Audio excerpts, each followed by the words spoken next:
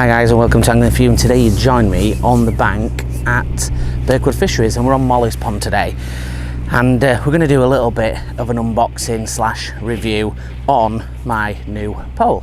So 1001 is gone. We've actually gone down to a slightly longer pole before I go and drop into my 16 metres and the bigger money, which I'll probably do next year, to be honest. I've got a 301 3G series. It's 14.5 metres and I was really impressed with how stiff and how universal it can be. So what we'll do is we'll go through the package, we'll get it out on the rollers, you can have a little look at its different lengths and see what you think, and we'll give you a bit of information on price and all sorts of things like that. And yeah, let's get into it and have a look. Right guys, so join me on the box. I've got 13 metres without the dolly butt set up. I'm going to put a top kit on and we're going to have a little look at it at 13 metres. Now, just going a few things. The pole itself is about £800. It comes with cupping kit with 2 cups, a hold all. It comes with 4 power top competition 1 kits, and it comes with a match kit as well. Now, for me, the competition 1 kits are in the lower area of up to your 301 downwards really. Your V2 kits, your competition 2 kits, your 3 kits, that's when you start to get into the better carbon. Now personally I'm going to get some shallow kits because the 1-piece shallows, I prefer to fish with them a lot, just bringing up the fish closer, and I do a lot of F1 fishing, so that will obviously stiffen your pole up a little bit. But to be honest, I put this against a match winner C3, which is around £1,000 or just under, and you know, the considerable, putting them on the racking next to each other, was around 3 to 4 inch more droop on the Daiwa. Now yes, they are better for spares, they are in British company Daiwa, and I really did still feel it felt a nice pole, but it was a lot more bouncy than this, and I just can't cope with that bounciness when I'm fishing a pole. Like I said, I've not gone this type to put loads of money in and spend thousands like I've done in the past. This is just one that's going to get me through majority of this season, and then next year we'll have a look at a 16. So I'll get the first power kit. So like all of the power kits, they've got individual foot markers on them, so when you're putting your rigs on you can do a little bit of sort of easy knowledge around what kind of depth you're at, and if you're setting your float you've got markers, and they go up in foot increments all the way up to the top, which helps when you're doing your rigs, and if you get snapped off or anything like that. They come with the side pullers like everyone does now on a power kit, reinforced, and they're not too long. They're they're an average size for a top kit. You know, they're not terribly long, which is great, and you know, I don't like them to be too long. They already come pre-bushed at the top, and that's it really for the V1 kits. The V2 kits are similar, just a little bit better carbon as you go up the range. So we'll stick this one on. The main pole itself obviously has got markers in regards to putting it together as a stiffness, with a number on to tell you obviously what section you're on, like you would expect from most poles nowadays. And as you can see, shipping it out, there's no bounce hardly to it, and this is what I found really good when putting it together. So this is obviously at 13 metres, and you can see, you know, you can fish shallow no problem, especially with your shallow kits. We're making it stiffer and it's nice and light. They can hold it there, I can hold it right to the water. I've got it rested across my leg. You can tap, and as you can see it tipping the water, it's making nice little ripples on the water. It's not bouncing all over the place. The response, as you can see, it responds really quite well. And the good thing is you can get a V2 kit, you can get a V3 kit, you can get a shallow kit for it if you want to stiffen it up on there, or a short 4. So you know, all those things are doable. So what we'll do is I'll stick on the 14.5 metre with then the dolly butt, which takes it up to 15 metres, which is nearly up at that 16 metre range. And I was actually quite impressed. I haven't put it on with a dolly butt, although I have done it to 14.5 metres.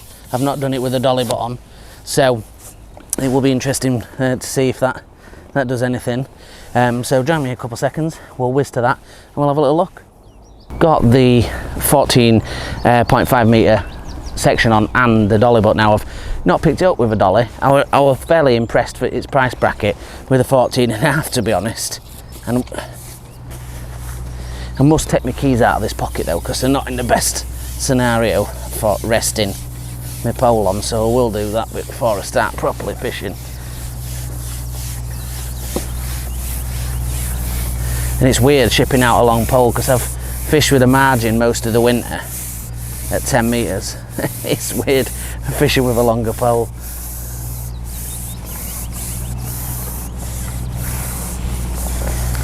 So 14.5 metres. It's like you would expect. It's got a little bit of bounce, but it's not bad. And with it extension up, you know, it's still, like I said, if you've got a shallow kit on there, it's stiffen that up no end and a different kit. But that is easy fishable at 14 metres, and effectively it's slightly more than 14.5, that is, with the dolly butt. And yeah, I could happily sit and fish that. But you can see, as you would expect at that price range, there's a little bit of sag, which is understandable when you start to get to those lengths, but nothing that's not manageable. And it's one of the reasons that I did it, and I just felt when I'd got that on in comparative to the Daiwa, it was just a better all-round fit for what I needed. And you know, that sometimes you just got to go with what is right for your budget at that time and your fishing. And you know, for me, that was the right thing at the right time. And yeah, I'm happy with what decision I've made. And yeah, it's going to be good. So what we'll do is I'll round up the video, but what we'll do before this intro finishes, we'll put in a little bit of clips from the film that I'm going to be filming after, where we're catching a few fish, so give you an idea of what it looks like, and we'll play that over a bit of music. So I'll clip onto that now.